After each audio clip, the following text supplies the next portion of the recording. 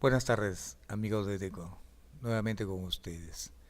Esta vez vamos a hablar algo específico, nos vamos a referir cómo plantea un diagnóstico la ONG DECO. Vamos a hablar específicamente cómo se hace un diagnóstico territorial y qué conceptos hay que tener muy fijos para poder realizar un diagnóstico territorial. Nosotros vamos a agarrar un caso concreto y específico. Vamos a hacer un diagnóstico territorial de Trujillo Metropolitano, el territorio denominado Trujillo Metropolitano, pero vamos a hacerlo desde la concepción sistémica que hemos adoptado. Dentro de esta concepción sistémica, ¿cómo se estructura el territorio? La concepción sistémica considera que el territorio está integrado por dos grandes sistemas, el sistema natural y el sistema cultural o artificial.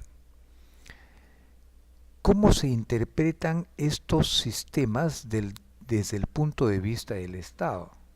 Si aplicamos el enfoque sistémico al Estado, entonces los sistemas adquieren la denominación de capitales, ¿no? Entonces hablamos de dos grandes capitales, el capital natural y el capital cultural o artificial. Ahora, nosotros sabemos que en sistemas, los sistemas están compuestos por elementos que se juntan, se organizan, interactúan con un fin determinado. Igual, los capitales están compuestos por elementos. Ahora, ¿cuáles son esos elementos? Esos elementos los llamamos recursos, ¿no? Entonces, en el capital cultural tenemos recursos creados y o construidos, ¿no? Unos con fines de convivencia de los seres humanos que habitan un determinado territorio, crean recursos artificiales o construyen recursos con fines de convivencia y con fines productivos. Y eso es lo que constituye el capital cultural.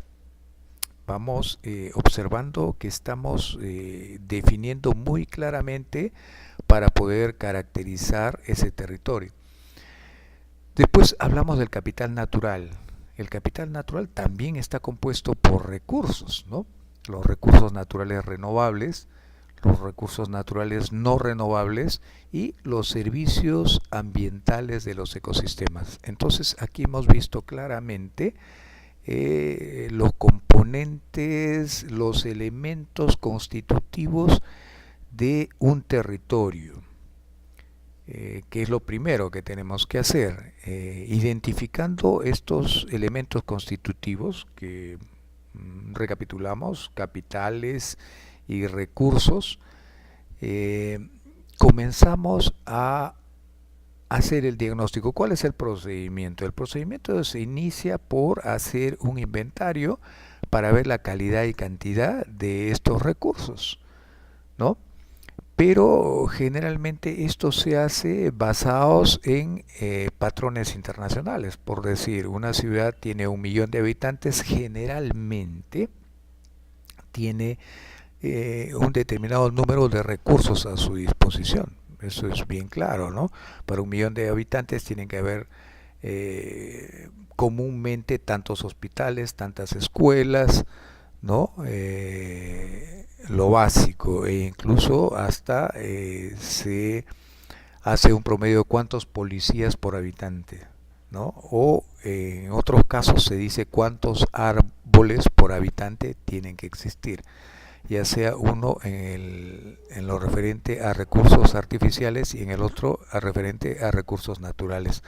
Luego que hemos hecho ese inventario, le aplicamos lo que se denomina el método EPR. El método EPR consiste en determinar el estado, la presión aplicada a ese elemento, a ese recurso y la respuesta que se ha obtenido en un determinado tiempo, ¿no?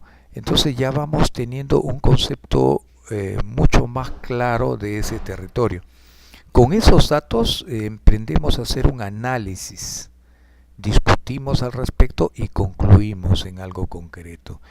Comparativamente al diagnóstico que haría un médico, el médico pide los análisis de laboratorio y con esos resultados él delibera o toma una decisión de que le permite afirmar que o está enfermo o está sano o tiene estas deficiencias que podrían perjudicar su salud.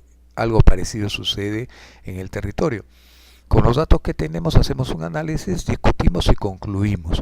Después de ello, el médico pues ya está en la capacidad de recetar y nosotros también estaríamos en la capacidad de emitir un plan de acción, ¿no?